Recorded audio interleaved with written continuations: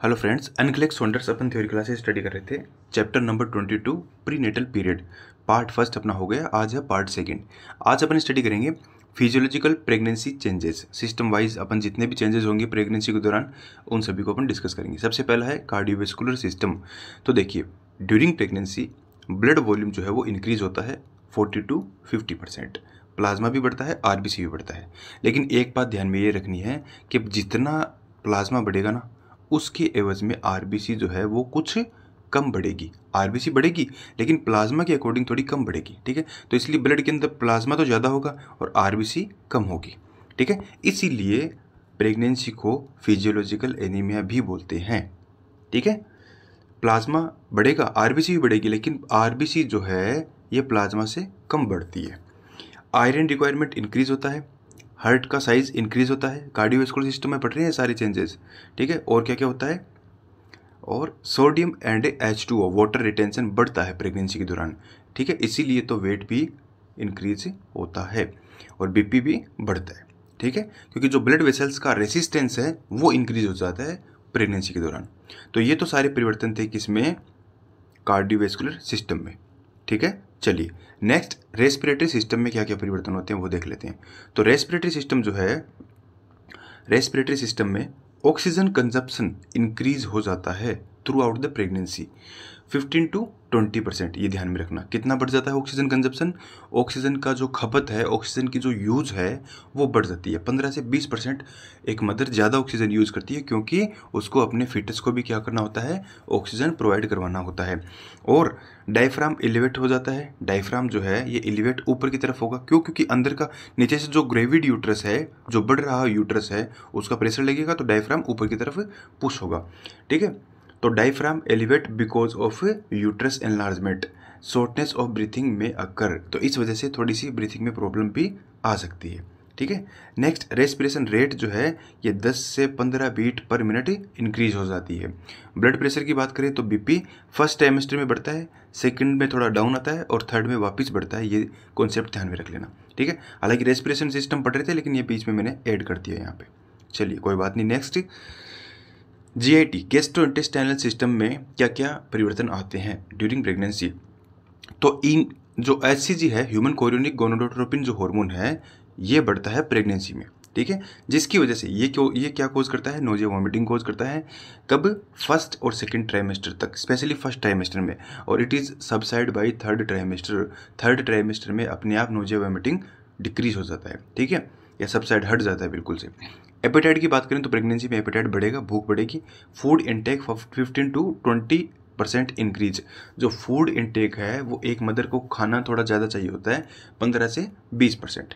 ठीक है, क्योंकि उसको न्यूट्रिएंट्स जो है वो अपने फिटस को भी प्रोवाइड करवाने होते हैं। कॉन्स्टिपेशन भी बढ़ता है, क्यों बढ़ता है, क्योंकि प्रोजेस्टेरोन हार्मोन इंक्रीज होता है, इसकी वजह से कॉन्स्टिपेशन होगा।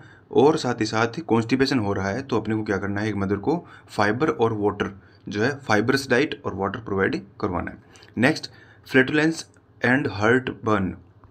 फ्लैटुलेंस मतलब जो गैस होता है गैस्ट्रोइंटेस्टाइन में, उसका प्रोडक्शन ज़्यादा होता है। और साथ ही साथ हार्ट बर्न जो है, क्योंकि अब देखिए जो नीचे से स्टमक है उसको प्रेशर लग रहा है, तो इसकी वजह से रिगर्जिटेशन होता है, जो स्टमक के कंटेंट है वो वापस बैक आते हैं, तो उसको अपन बोलते हैं हार्ट बर्न। ये भी होगा। Increase venous pressure. ठीक है, क्योंकि जो लोअर लिम्स है वहाँ से प्रेशर बढ़ता है वेन के अंदर, इसलिए हेमरोइड भी हो सकता है। गम स्वॉलोइंग, जो गम है, जो मसूड़े हैं उनमें स्वेलिंग होती है, उसकी वजह से जनरली ब्लीडिंग भी देखी जाती है हल्की सी गम्स में। टाइलिज्म यानी कि एक्सेसिव सलाइवेशन किसकी वजह से होता है, एस्ट्रोजन की वजह से होता है। तो ये सारे के सारे परिवर्तन किस में देखिए अपन ने, गैस्ट्रोइंटेस्टाइनल ट्रैक्ट में ये सब परिवर्तन होते हैं। ठीक है, चलिए नेक्स्ट अपन चलते हैं रीनल सिस्टम। तो रीनल सिस्टम में increase urinary urgency and frequency. Frequency बढ़ेगी, कितनी बढ़ जाएगी, 25% बढ़ जाएगी। बार बार में टॉयलेट जो है वो वुमेन को लगेंगे। क्यों, क्योंकि जो ब्लेडर है, ब्लेडर के सामने यूट्रस है, तो यूट्रस जो बढ़ रहा होता है उसका प्रेशर लगता है ब्लेडर पे। ठीक है, तो इसलिए फ्रीक्वेंटली यूरिनेशन की अर्ज होती है वुमेन में। Next renal threshold for glucose में डिक्रीज। थ्रेशोल्ड का मतलब होता है कि एक कट ऑफ पॉइंट जहाँ तक यूरिन जो है उसमें ग्लूकोज को रोक करके रखता है यूरिन। ठीक है, किडनी जो है वो यूरिन में ग्लूकोज को रोक करके रखता है। ठीक है, जनरली रोक के रखता है।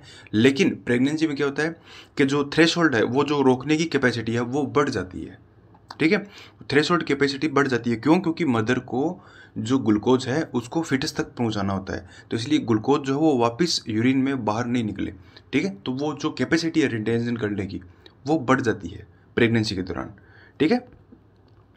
Next, endocrine system. Endocrine system में क्या क्या परिवर्तन होंगे? एंडोक्राइन सिस्टम में बेसल मेटाबॉलिक रेट जो है वो इंक्रीज होगी। बेसल मेटाबॉलिक रेट क्या होगी? इंक्रीज होगी। क्यों? क्योंकि थायराइड हार्मोन जो है, थायराइड का साइज, थायराइड ग्रंथि की साइज हल्की सी वो क्या हो जाती है? वेस्कुलर हो जाती है। इस वजह से थायराइड के जो हार्मोन्स है वो भी ज़्यादा रिलीज होंगे और साथ ही साथ बेसल मेटाबॉलिक रेट भी बढ़ जाएगी। और क्या होगा? एंटीरियर पिट्यूटरी एनलार्ज होगी और पोस्टीरियर पिट्यूटरी एनलार्ज होगी। तो एंटीरियर पिट्यूटरी एनलार्ज होगी तो उसकी वजह से इंक्रीज प्रोलैक्टिन हार्मोन सीक्रेट ज़्यादा होगा, जो कि लैक्टेशन में हेल्प करेगा आगे, नेक्स्ट डिलीवरी के बाद में। जबकि पोस्टीरियर पिट्यूटरी से ऑक्सीटोसिन इंक्रीज ज़्यादा होगा, जो कि यूट्राइन कॉन्ट्रैक्शन में हेल्पफुल रहेगा ड्यूरिंग डिलीवरी, ठीक है। तो ये अपने को ध्यान में रखना है। नेक्स्ट, एल्डोस्टेरोन बढ़ जाता है प्रेगनेंसी में, और एल्डोस्टेरोन का काम सभी को पता है कि ये सोडियम और वाटर को रिटेंशन करने का काम करता है और वेट को इंक्रीज करने का काम करता है।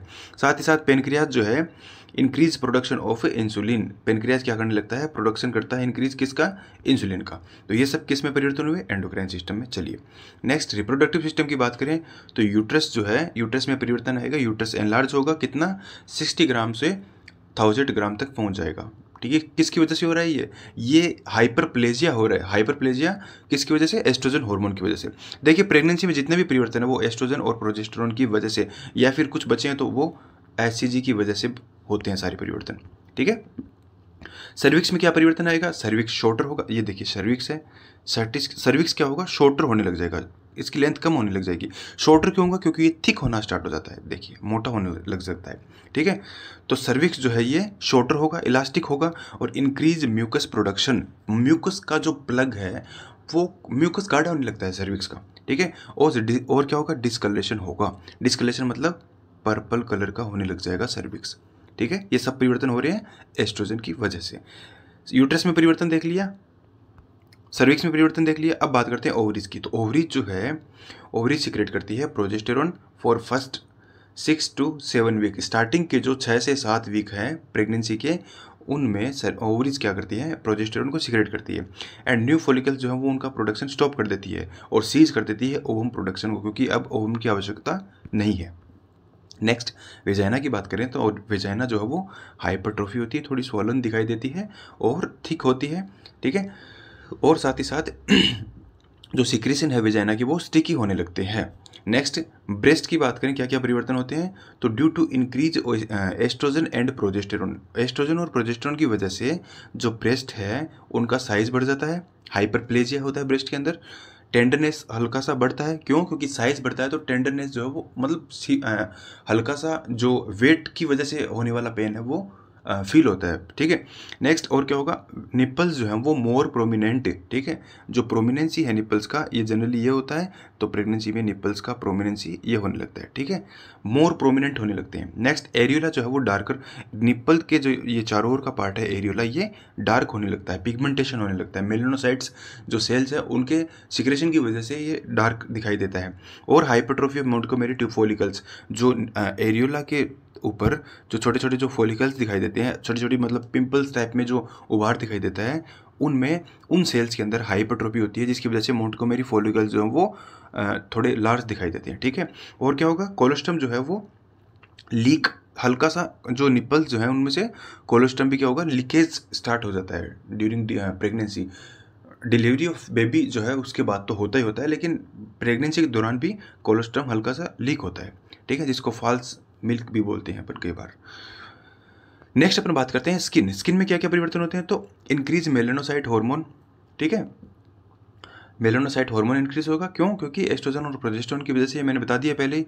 और इसकी वजह से क्या होगा? ये हार्मोन क्या करता है? पिगमेंटेशन इंक्रीज करवाता है। लीनिया नाइग्रा, यानी जो नाभि से लेकर के नीचे एक सिंगल लाइन जिसको क्रीज जिसको बोलते हैं, ये लीनिया नाइग्रा फॉर्मेशन होगा। स्ट्राइग्रेविडा, जो अब्डोमेन पे जो लाइन्स हैं, स्ट्रेच मार्क जो है वो क्रिएट होंगे।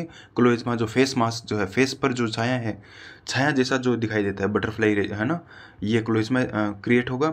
और हेयर ग्रोथ जो है वो इंक्रीज हो जाते हैं। एक बात ध्यान में रखना है कि एक वुमन जो है उसका प्रेगनेंसी के दौरान उसके हेयर इंक्रीज होंगे, हेयर ग्रोथ इंक्रीज होगी। और after delivery of baby generally जो हेयर ग्रोथ है वो हेयर फॉल होने लग जाता है। तो ये ध्यान में रखना है, ठीक है। Next, musculoskeletal system. Musculoskeletal system में क्या होगा, जो लंबोसेक्रल कर्व है, ये जो कर्व है लंबर वाला, ये क्या होगा, ये बढ़ जाता है ऐसे। बैक जो है पीछे की तरफ, एक वुमन जो है वो क्या होगी, उसका पीछे की तरफ वो बेंड होने लगती है। क्यों? क्योंकि आगे उसका एब्डोमेन है, तो उसको उसके वेट की वजह से उसका जो वेट जो है वो पीछे की तरफ लेती है। ठीक है, तो ये कर्व जनरली ऐसे होता है, तो ये प्रेगनेंसी के दौरान क्या होने लग जाएगा, वुमन जो है वो ऐसे, ठीक है, ऐसे पीछे की तरफ झुकने लग जाएगी, और इसकी वजह से बैक पेन भी होता है जनरली। नेक्स्ट, सेंसरी ऑर्गन में क्या क्या परिवर्तन होंगे, तो आई जो है वो कॉर्नियल एडिमा बढ़ जाती है आई में, इसकी वजह से विजन वीक होता है। और ईयर में चेंजेस इन यूस्टेशियन ट्यूब, इसकी वजह से स्लाइटली हियरिंग जो है वो भी इम्पेयर होता है। अब बात करते हैं साइकोलॉजिकल प्रेगनेंसी चेंजेस। तो देखिए क्या क्या साइकोलॉजिकल चेंजेस होंगे। एम्बिविलेंस, एम्बिविलेंस का मतलब होता है two opposite feeling at a same time, यानी अच्छी और बुरी एक ही वक्त में मदर को दोनों फीलिंग आती है कई बार, ठीक है, उसको बोलते हैं एम्बुलेंस। नेक्स्ट, एक्सेप्टेंस, कई बार अपना जो रोल है मैटरनिटी का वो एक्सेप्ट नहीं कर पाती है, लेकिन जनरली थ्रू आउट प्रेगनेंसी एक मदर क्या करती है, इस रोल को भी एक्सेप्ट करती है। नेक्स्ट, इमोशनल लेबिलिटी, यानी फ्रीक्वेंटली चेंज इमोशंस। और लास्ट है कि बॉडी इमेज चेंजेस। तो एक मदर के अंदर थ्रू आउट प्रेगनेंसी इतने सारे परिवर्तन आते हैं, तो बॉडी इमेज का जो चेंज होने का एक फियर है वो भी उसमें रहता है। धन्यवाद।